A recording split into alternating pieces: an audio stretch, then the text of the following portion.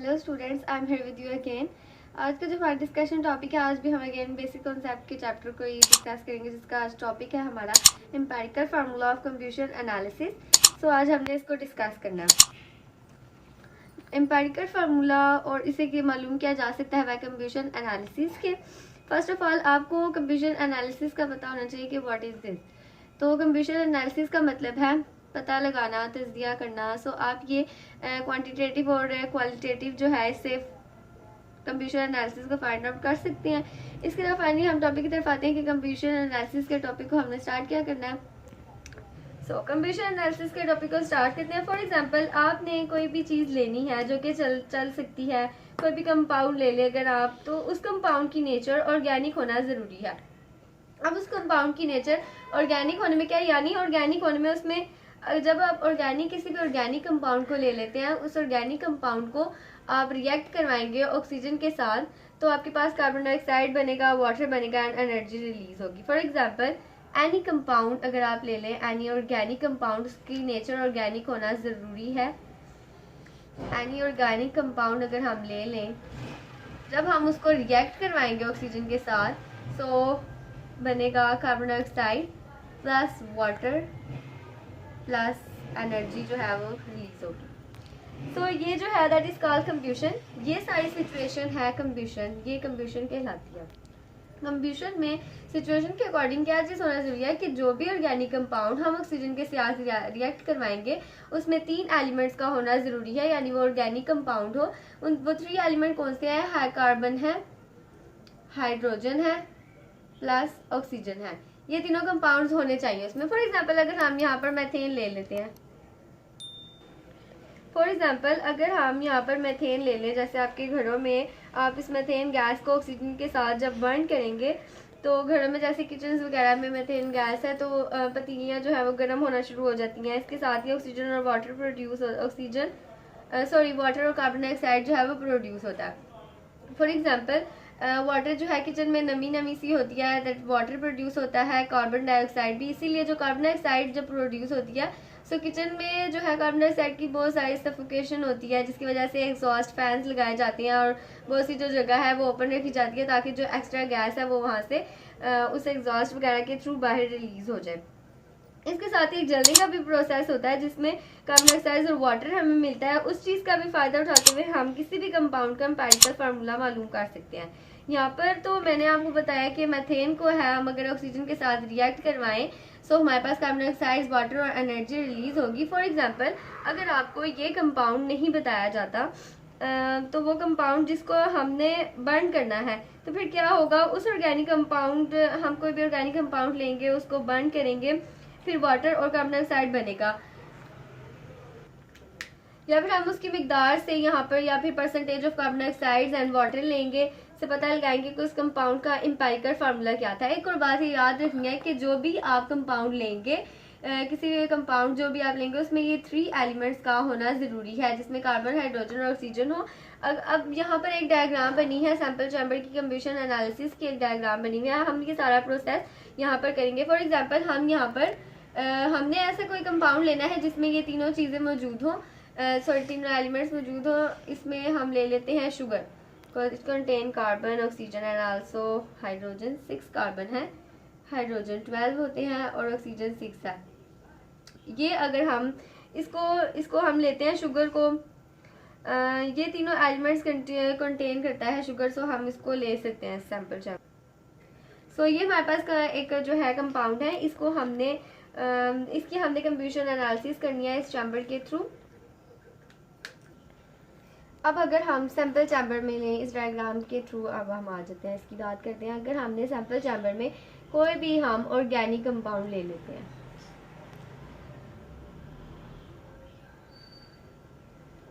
कोई भी organic compound ले लें, अब हमने इसका क्या करना है, हम इसकी कंप्यूशन एनालिसिस करेंगे। अब क्या होगा, ऑफ कोर्स नो डाउट कि जलने का प्रोसेस होगा, यहाँ पर इसको हम बर्न करेंगे, जिससे आगे ये थ्रू मूव करेगा। आपके सामने आगे जो नेक्स्ट चैम्बर बना है, यहाँ पर मैग्नीशियम क्लोराइड साल्ट लिखा हुआ है मैंने। अब मैग्नीशियम क्लोराइड साल्ट की एक खासियत ये है यहाँ पर कि अब अगर यहाँ पर 100% ऑर्गेनिक कंपाउंड है, जब वो आगे मूव करेगा तो कुछ चीज़ें जो ऑब्जर्व होना शुरू हो जाएंगी। अब जैसे मैग्नीशियम क्लोराइड की ये खासियत है कि जब ऑर्गेनिक कंपाउंड, जो भी ऑर्गेनिक कंपाउंड हम लेंगे वो इस चैम्बर में मूव करेगा, सो मैग्नीशियम क्लोराइड जो है जितना भी वाटर होगा ये उसको ऑब्जर्व कर लेगा, जितना भी वाटर होगा ऑब्जर्व कर लेगा, यानी इस कंपाउंड में जितना वाटर मौजूद है वो सारा जब नेक्स्ट चैम्बर में आएगा तो मैग्नीशियम क्लोराइड सारा वाटर ऑब्जर्व कर लेगा। इसके साथ ही कंब्यूशन, जब हम आगे कंब्यूशन के प्रोसेस में आगे जाएंगे तो ये वाला जो नेक्स्ट, जब वो अगले चैम्बर में मूव करेगा, सो यहाँ पर इसकी खासियत यह है कि 50% पोटेशियम हाइड्रोक्साइड कार्बन डाइऑक्साइड को ऑब्जर्व कर लेगा। यहाँ पर ये कार्बन डाइऑक्साइड को ऑब्जर्व करेगा और ये वाटर को ऑब्जर्व करेगा। इसके साथ ही जो अदर सब्सटेंस हैं नॉट ऑब्जर्व होंगे, वो जो बाकी सारे सब्सटेंस विच हैव लेफ्ट वो सारे इस वाले चैम्बर में आ जाएंगे। जब हम इस कंपाउंड का वजन चेक करेंगे, जो भी हम कंपाउंड लेंगे कंफ्यूजन होगी, तो जितना वाटर होगा वो यहाँ पर ऑब्जर्व हो जाएगा।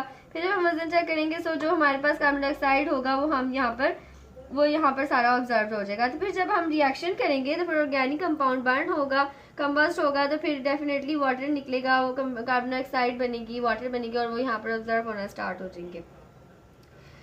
इसके अलावा अब वाटर और ऑक्सीजन तो ऑब्जर्व होगी यहाँ पर। अब हो सकता है हम 100% में से कह सकते हैं कि 40% जो है वो वाटर ऑब्जर्व हो गया यहाँ पर। कार्बन डाइऑक्साइड का फॉर एग्जाम्पल हम कह सकते हैं 30% जो कार्बन डाइऑक्साइड थी वो जो है ऑब्जर्व हो गया। अब बाकी जो परसेंट रह गया जाहिर सी बात है वो फिर सारा यहाँ आ जाएगा। अब यहाँ पर वो वाले सब्सटेंट होंगे जो तो बर्न नहीं हुए, अब इसमें डेफिनेटली वाटर और कार्बन डाइऑक्साइड तो नहीं होंगे। अब आप इसके वेट से इस बात को अंदाज़ा लेंगे कि उस कंपाउंड का जो एम्पिरिकल फार्मूला है वो हम कैसे निकालेंगे और वो क्या होगा। बाय कंफ्यूजन एनालिसिस के मेथड के थ्रू हम इसको सॉल्व करेंगे। इसमें हमारे पास अगर हम फॉर एग्जांपल, यहाँ पर मैं आपको एक एग्जांपल से सॉल्व करवाती हूँ। यानी आपको अगर दे दिया जाए मास ऑफ, लेट्स सपोज के हमारे पास मास ऑफ, जो मैं आपको यहीं लिख के दिखा देती हूँ, ये ऑर्गेनिक कंपाउंड कि हमारे पास mass of organic compound let's suppose कर लें, आपकी बुक में ये एग्जांपल दी हुई है, वहाँ से भी आप रीड आउट कर सकते हैं। 0.5439 ग्राम है। इसके अलावा जितने वाटर बन रहे हैं, मास ऑफ वाटर है जितने ऑब्जर्व हुए, वो उसका जो वेट है वो है 0.6369 ग्राम। एंड जो हमारे पास कार्बन डाइऑक्साइड है उसका वेट है जितने ऑब्जर्व हो गए 1.039 ग्राम। यानी आपको ऑब्जर्वेशन से कुछ अंदाज़ा हुआ कि पहले शुरू में जब हमने ये बैलेंस को हमने ज़ीरो कर दिया था, मेजरिंग बैलेंस को, तो जब कार्बन डाइऑक्साइड और वाटर जो है ऑब्जर्व हुए इस चैम्बर में, अब हमारे पास ऑर्गेनिक कंपाउंड का हमने किया ना कि फॉर एग्जांपल वेट हमारे पास का ही है। अब हमारे पास ऑर्गेनिक कंपाउंड का वेट क्या, जब वो नेक्स्ट चैम्बर में मूव आउट हुआ तो जितने वाटर के इतने जो मॉलिक्यूल, वाटर का जो मास है इतना वेट जो है वो ऑब्जर्व कर लिया उसने, इतने उसने कार्बन डाइऑक्साइड भी ऑब्जर्व कर लिया। अब जो बाकी सारा रह गया वो नेक्स्ट वाले चैम्बर में मूव आउट हो जाएगा। अब यहाँ पर जाहिर सी बात है 100% तो पूरा ऑब्जर्व नहीं हुआ होगा ना, जाहिर सी बात कुछ ना कुछ तो रह गया होगा। अगर फिर भी 90% ये कर लें, 5% ये कर लें, तो 5% तो रह ही जाएगा। तो अब यहाँ पर हम परसेंटेज जो है इनकी मालूम करेंगे कि वाटर की कितनी परसेंटेज है, कार्बन डाइऑक्साइड की कितनी परसेंटेज है। अब परसेंटेज निकालने के लिए उन्होंने हमें फार्मूलाज भी दिए हुए हैं, आपकी बुक में भी ये टेबल अवेलेबल है, फिर भी मैं यहाँ पर आपको बताती हूँ। अगर आपने परसेंटेज निकालनी है कार्बन की, सो हम कौन सा फार्मूला यूज़ करेंगे, परसेंटेज ऑफ कार्बन हमने निकालनी है। सो हम फार्मूला यूज़ करेंगे mass of carbon dioxide divided by mass of organic compound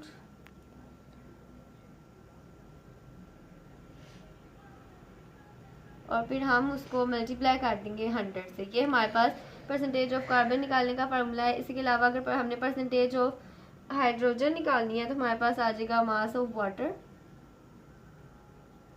divided by mass of organic compound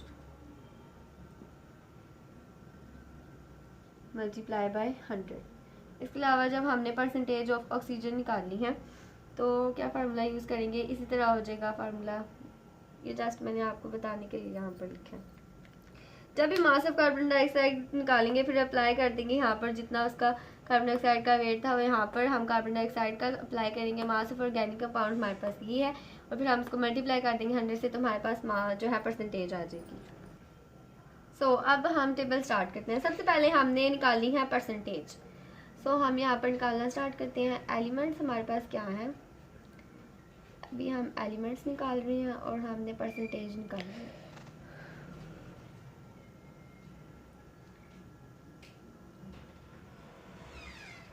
carbon की निकालनी है, कार्बन की हम पहले निकालते हैं। तो कार्बन के लिए हम क्या करेंगे, जैसे हमने कहा mass of carbon dioxide divided by mass of organic compound, तो हम वो अप्लाई करते हैं कार्बन की। कार्बन डाइऑक्साइड हमारे पास कितने हैं, मास 1.039 ग्राम एंड डिवाइडेड बाय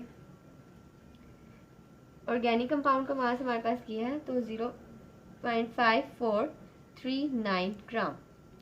यहाँ पर एक चीज़ आपने ये भी याद रखनी है कि हमने उसको मल्टीप्लाई भी करना है, यानी 12/44 उन्होंने मल्टीप्लाई किया है, यानी उसके atomic number divided by molar mass से हमने उसको मल्टीप्लाई भी करना है। फार्मूले में ये चीज़ थोड़ी मिस आउट होगी मेरे से। तो इसका atomic number 12 and divided by molar mass 44, आप इसको निकाल के भी देख सकते हो, मल्टीप्लाई बाय 100 आ जाएगा। सो हमारे पास ये सारा करने के बाद क्या आ गया, कैलकुलेटर पे इसको सॉल्व कर सकते हैं। 52.108 हमारे पास परसेंटेज आ गई कार्बन की। इसके साथ हम परसेंटेज निकाल लेते हैं हाइड्रोजन की। हाइड्रोजन के लिए भी हमने फार्मूला यही यूज़ करना है, उसमें सिर्फ यहाँ पर चेंजिंग आ जाएगी थोड़ी सी। हाइड्रोजन में इसका मास है 0.6369 gram divided by weight of organic compound 0.5439 gram and multiply इसका जो एटॉमिक नंबर है।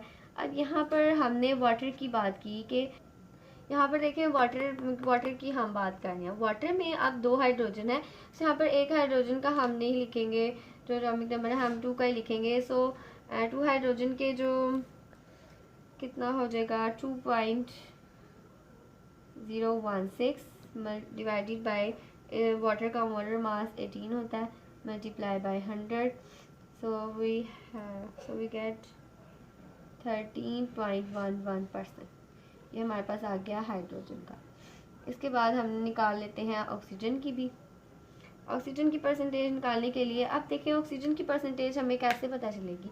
लेट्स सपोज हमारे पास देखें ऑर्गेनिक कंपाउंड अगर हमारे पास 100% है, 50% हमारे पास ये आ गया, 65% हमारे पास ये आ गया। अब हम ये कैसे निकालेंगे, अगर हम इन दोनों को प्लस कर दें और उसको माइनस कर दें 100 में से, तो हमें पता चल जाएगा ये कितने हैं। सो हम यहाँ पर भी यही करेंगे, इनकी जो परसेंटेज आई है उन दोनों को प्लस कर लेते हैं, यानी दोनों को प्लस करेंगे और उसको माइनस कर देंगे 100 में से। सो हमारे पास जितने सब्सटेंस रह गए जो बर्न नहीं हुए वो आ जाएंगे, उनकी परसेंटेज आ जाएगी। सो हम ये करके देखते हैं, 100 माइनस 52.108 प्लस कर देंगे 13.11 को। सो 100 में से कितने माइनस होंगे, मैं पूरा एग्जैक्ट लिख लेती हूँ, आप इसको सॉल्व कर सकते हैं। हमारे पास आ जाएगा 34.77% हमारे पास ऑक्सीजन आ गया। अब देखें, यानी अगर हम राउंड अबाउट करें तो 52% हमारे पास ये आ गया, 13% 13.11% हमारे पास हाइड्रोजन आ गया यानी वाटर, और ऑक्सीजन हमारे पास है 34.77। अगर आपको यहाँ पर परसेंटेज पता चल गया तो आप टूवर्ड नंबर ऑफ एटम्स की तरफ भी आ सकते हैं, यानी अब हम नंबर ऑफ ग्राम्स भी निकाल सकते हैं। सो इसको ट्राई करते हैं, हम निकालते हैं नंबर ऑफ ग्राम्स। अब नंबर ऑफ ग्राम्स निकालने के लिए हम क्या करेंगे, सो अब हमने निकालने हैं नंबर ऑफ ग्राम्स।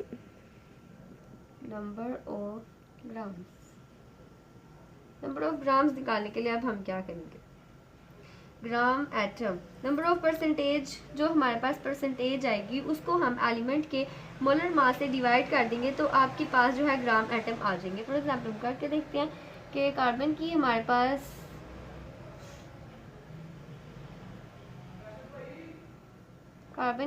परसेंटेज है 52.108 डिवाइडेड बाय, हम इसको यानी इसके एटॉमिक नंबर 12 से डिवाइड करेंगे तो हमारे पास आ जाएगा 4.34। इसी तरह नीचे भी करेंगे 13.11 डिवाइडेड बाय 1 हाइड्रोजन लेना है। अब यहाँ पर 1 हाइड्रोजन का जो एटॉमिक नंबर वो इतना ही आता है 1 और आगे भी। इसको राउंड अबाउट करके हम लिखते हैं तो हम 1 लिखते हैं, राउंड अबाउट करके हम 1 लिखते हैं, लेकिन पूरी वैल्यू अगर लिखें तो 1.008 होती है। इसके अलावा ये अगर हम इसको सॉल्व करें तो हमारे पास आ जाएगा 13.01। और नेक्स्ट है जो हमारा ऑक्सीजन, इसको हम करें तो 34.77 डिवाइडेड बाय इसका 16 आ जाएगा। सो हमारे पास आंसर आ जाएगा 2.17। सो हमने नंबर ऑफ ग्राम्स भी फाइंड आउट कर लिया। नंबर ऑफ ग्राम जो है कार्बन के वो 4.34 है, राउंड अबाउट करके भी लिख सकते हैं। इसके साथ हाइड वाटर के जो है gram of number of grams atom, तो हमारे पास 13.01 है यहाँ पे नंबर ऑफ ग्राम एटम। और इसके साथ ऑक्सीजन के जो है वो है 2.17। सो नेक्स्ट अब हमें परसेंटेज भी पता चल गया। हमने परसेंटेज के through number of grams atom भी निकाली। अब नंबर ऑफ ग्राम एटम से भी हम एक चीज़ फाइंड आउट कर सकते हैं, वो क्या है? Atomic ratio. Number of gram atom से हम क्या चीज़ फाइंड आउट कर सकते हैं? हम एटॉमिक रेशो निकाल सकते हैं। एटॉमिक रेशो कैसे निकालेंगे? नंबर ऑफ ग्राम एटम जो हमारे पास है, सबसे कम ग्राम एटम अब हमारे पास ऑक्सीजन के हैं 2.17।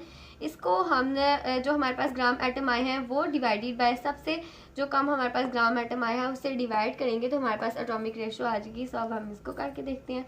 अब हम क्या चीज़ फाइंड आउट कर रहे हैं? Atomic ratio.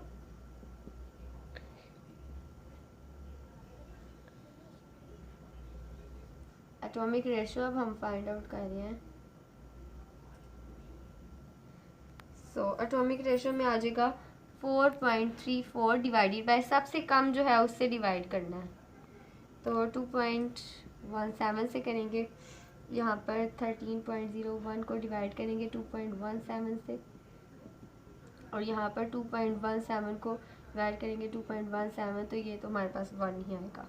इसको जब करेंगे तो हमारे पास राउंड अबाउट 2 आ जाएगा। इसको जब करेंगे तो हमारे पास 6 आएगा राउंड अबाउट। सो हमने एम्पिरिकल फार्मूला फाइंड आउट कर लिया। अब इस एम्पिरिकल फार्मूला को लिखना कैसे है कि हमें पता चला, हमने परसेंटेज निकाली। परसेंटेज हमारे पास 52.108 आई, 13.11 आई, 34.77। इस तरह हमने परसेंटेज के अकॉर्डिंग फाइंड आउट किया नंबर ऑफ ग्राम एटम्स भी। नंबर ऑफ ग्राम एटम्स हमारे पास कार्बन के आगे 4.34, 13.01 एंड 2.17 ऑक्सीजन के। अब हमारे पास जब नंबर ऑफ ग्राम एटम आ गए तो हमने उससे एटॉमिक रेशो भी फाइंड आउट की कि जो सबसे कम एटॉमिक जो सबसे नंबर ऑफ ग्राम जिसके सबसे कम थे ऑक्सीजन के थे, सो हमने उसको सबसे डिवाइड कर दिया। सो हमारे पास ये चीज़ें आ गई।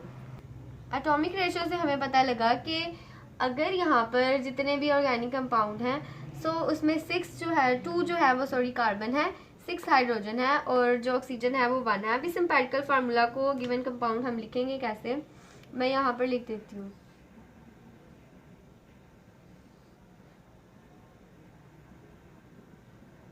Empirical formula of given compound. So हमारे पास क्या हो जाएगा कि C जो है हमारे पास 2 है, H हमारे पास 6 है और ऑक्सीजन हमारे पास 1 है। ये हमने फाइंड आउट किया इस कंपाउंड का एम्पिरिकल फार्मूला, कि बिकॉज हमें ये नहीं पता था ना। एम्पिरिकल फार्मूला हमने फाइंड आउट किया बाय कंप्यूशन एनालिसिस के, जो मैंने आपको यहाँ पर राइट भी करके दिखा दिया है, जिसमें कार्बन के अब हमें पता लग गया कि इस वाले कंपाउंड में कार्बन कितने थे? 2 है, हाइड्रोजन 6 है और जो ऑक्सीजन है वो हमारे पास 1 है। 1 को आप लिखे या लिखें वो आपकी मर्जी। आई रियली विश कि आपको पूरा टॉपिक जो एम्पिरिकल फार्मूला ऑफ कंप्यूशन एनालिसिस था वो समझ आ गया होगा। फिर भी कोई चीज़ नहीं समझ आई कमेंट सेक्शन में आप मुझसे पूछ सकते हैं। इसके अलावा हमने बड़ी आसानी से एम्पिरिकल फार्मूला फाइंड आउट कर लिया और भी काफ़ी चीज़ें फाइंड आउट की, और कोई चीज़ ना समझ आए तो आप कमेंट सेक्शन में पूछ सकते हैं। इसके अलावा चैनल को सब्सक्राइब करना, वीडियोस को लाइक करना मत भूलिएगा। ओके, अल्लाह हाफिज़।